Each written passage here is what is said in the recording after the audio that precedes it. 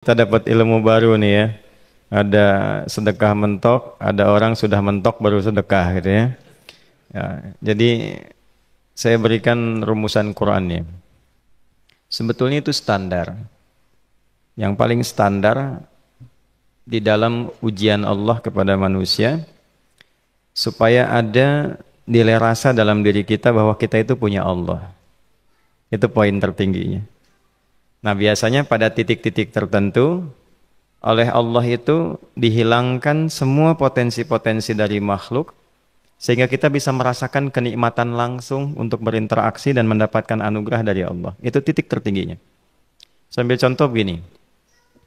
Nabi Zakaria itu yang paling viral di Al-Quran, salah satunya divonis oleh manusia tidak akan mungkin punya keturunan. Secara klinis mustahil karena istrinya divonis monofus dan mandul. Secara medis semua sudah angkat tangan. Tapi apa yang dilakukan? Nanti ini akan melahirkan rumus di Quran surah kelima Al-Maidah ayat 35. Nanti jadi rumus standar dari apa yang dialami oleh beliau ini. Di titik itu beliau menangkap isyarat bahwa ketika manusia sudah mengatakan tidak mungkin, itu tanda awal dari Allah supaya kita langsung memohon kepadanya karena Allah ingin memberi tanpa perantara siapapun. Maka dilakukanlah kemudian solat. Solat itu dalam bahasa Arab, terjemahan kitanya artinya sesuatu yang tersambung, terkoneksi.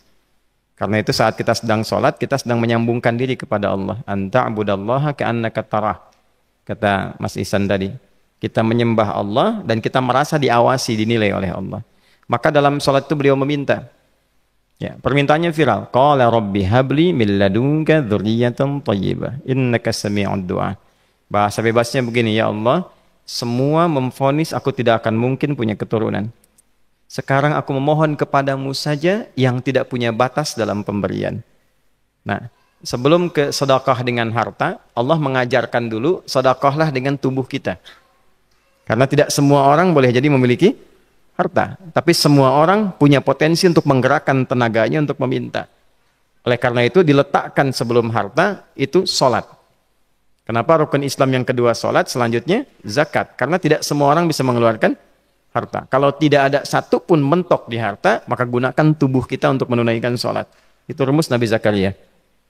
Maka beliau tunaikan di mihrabnya Maryam, minta ke Allah. Rumus kedua, sebut nama Allah, Asmaul Husna, sesuai kebutuhan kita. Jadi nggak harus 99. Misal, ini mau menuntut ilmu, sekolah, sebut ya Allah ya Alim, pemilik ilmu. Ada persoalan rizki yang ingin kita dapatkan, ya Allah ya Razak. Ada proyek, ada kegiatan yang kira-kira tantangannya tidak mudah, ya Allah ya Al-Fattah. Ini beliau minta karena divonis tidak mungkin, maka meminta kepada Allah dengan nama pemberian tanpa batas, namanya Wahhab. Disingkatnya Hab. Rabbi habli, ya Allah yang tak punya batas dalam pemberian, mereka memvonis aku punya batasan, maka mohon anugerahkan darimu saja. Jika padamu belum sempat juga terkabul, maka mohon tunjukkan kepadaku dengan cara apa lagi aku mesti meminta. Maka dalam situasi mentok itulah kemudian turun langsung jawaban. Fanadathul malaikatu wa huwa qa'imun yusalli fil mihrab annallaha yubashshiruka bi Yahya. Tolong garis bawah ini. Orang-orang yang langsung memiliki kesadaran saat di titik paling krusial, terendah, dan kita merasa tidak punya apa-apa, lalu ada kesadaran kita punya Allah dan meminta, itu seketika nggak ada sekat. Langsung dijawab. Seketika. Nah, karena itu biasanya di momen tertentu setiap kita itu pasti mengalami peristiwa itu, apapun bentuknya. Nah itu kalau sudah sampai ke situ itu kode. Jadi di Islam itu nggak ada pesimis, ya tidak ada pesimis dan jangan pernah melarutkan diri pada sebuah vonis sudah ini nggak mungkin, nggak akan dikabulkan. Nah itu jebakan setan. Karena declare pertama iblis ketika melakukan kesalahan itu kalimatnya jelas. Ana khairum minhu khalaqtani min narin wa khalaqtahu ya min tin. Saya lebih hebat, lebih bagus. Allah nggak mungkin ada ampunan lagi. Jadi diteruskan kesimpulan ini karena nggak mungkin katanya diampuni, ya sudah bermaksiat saja.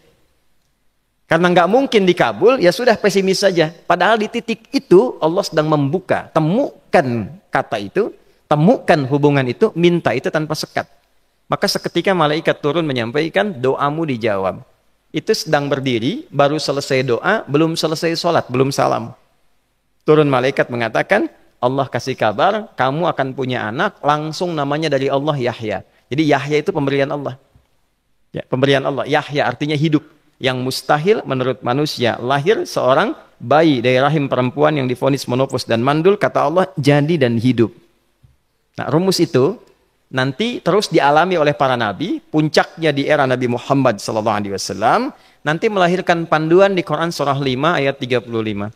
Ya ayyuhalladzina amanu ittaqullaha wabtaghu ilaihil wasilah. Perhatikan kalimatnya dengan detail ya. Hei semua orang yang masih merasa punya iman. Tuh iman kita disentuh. Jadi kalau mengalami persoalan di titik nadir, terendah, itu yang disoal oleh Allah imannya dulu. Kamu masih punya iman nggak? Orang beriman nggak mungkin pesimis. Orang beriman nggak akan putus asa. Orang beriman nggak akan bunuh diri. Imannya ditanya dulu. Katanya kau beriman, iman kamu di mana? Kalau masih punya iman, kata Allah, ini ujian dari saya supaya kamu nyebut saya. Katanya ingin mendekat, kata Allah kan? Ittaqullah. Nah ini rumusnya. Wabtaghu ilaihil wasilah. Kalau engkau pengen cepat dapat solusi, maka aku berikan perangkat untuk cepat mengabulkan doamu itu. Perangkat itulah disebut dengan takwa. Nah, takwa itu ada urutan 240 kali disebutkan dalam Al-Quran, dibagi pada 3 segmen. Segmen ibadah ritual, segmen ibadah sosial, satu lagi segmen rumah tangga. Ya, karena itu tinggal cari aja di ibadah ritual, misalnya sholat.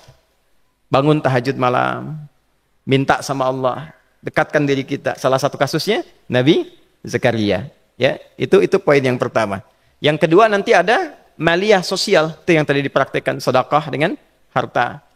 Ya, tidak harus banyak, yang penting Allah minta apa, ikhtiarkan, nggak akan dilihat berapapun nilainya. Yang dilihat itu ada nggak kemampuan mengimplementasikan imannya, itu poinnya. Titik itu, ya. Yang ketiga nanti di keluarga. Urutan pertama orang tua.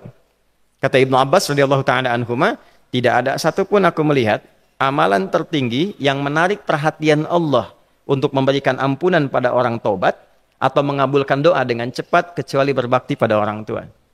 Dan kisahnya viral sekali di Al-Bukhari, 3 orang terjebak dalam gua, kemudian tertutup batu besar karena berteduh hujan, tapi tertutup batu besar.